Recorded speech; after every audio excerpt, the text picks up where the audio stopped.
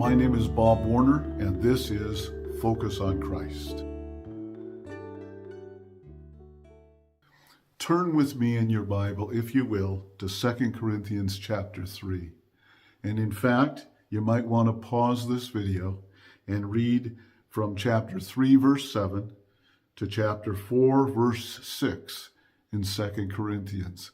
Then you'll be able to follow along with my teaching and with Paul's line of thinking. In verse 7, he is referring to a moment in Israel's history that they held in high esteem. It was the moment when God's presence came down to rest upon Mount Sinai. It was the time when Moses went up the mountain to meet with God. It was the time when he spent 40 days in the presence of God. God writing the law upon the tablets of stone and giving Moses the instructions regarding the tabernacle and how it would be that God's presence and glory could live among his people. This was a glorious moment, the giving of the law.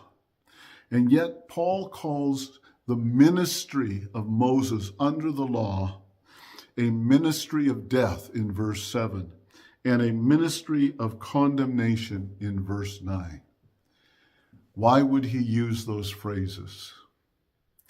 Because the law was a perfect standard, a perfect measurement of God's righteousness, and yet it had no power to impart that righteousness to sinful men. And so the law revealed man's sinfulness. It condemned his sin as worthy of death, and it required the death of the sinner. Only through God's instructions regarding the tabernacle and the sacrifices that would be offered there was there any redemption for Israel. There, the worshiper, in approaching God, could bring an animal to be his substitute. Acknowledging that he was a sinner, he could come and lay hands upon that animal. In doing that, he would transfer his sin guilt to the animal, and the animal would be sacrificed in his place. And therefore, his death would be paid for by means of substitution. And in doing this, God's presence could remain honored among his people. This was a ministry of condemnation. This was a ministry of death. Constantly, Israel was aware of their sinfulness. Constantly, they were aware that there was a veil between them and the presence and glory of God, and they could never pass by that veil.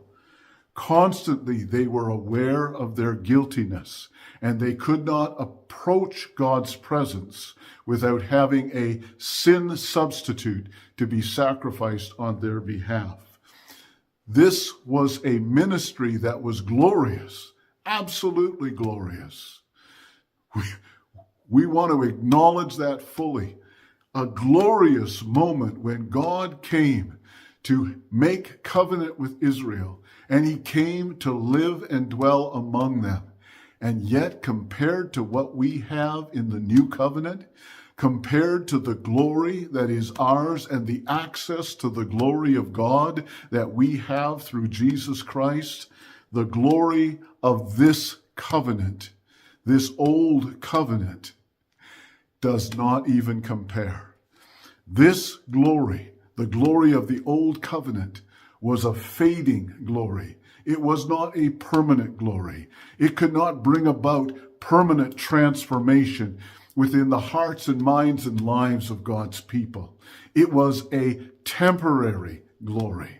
But the glory of the new covenant gives us continual access to the presence of God and allows us to experience the constant transformation that takes place in the glory of God. And we're going to talk about this even more and celebrate it even more fully. So I am praying that you will join with me, because there is so much in this teaching to unpackage for you, and I want you to live in the fullness of Christ.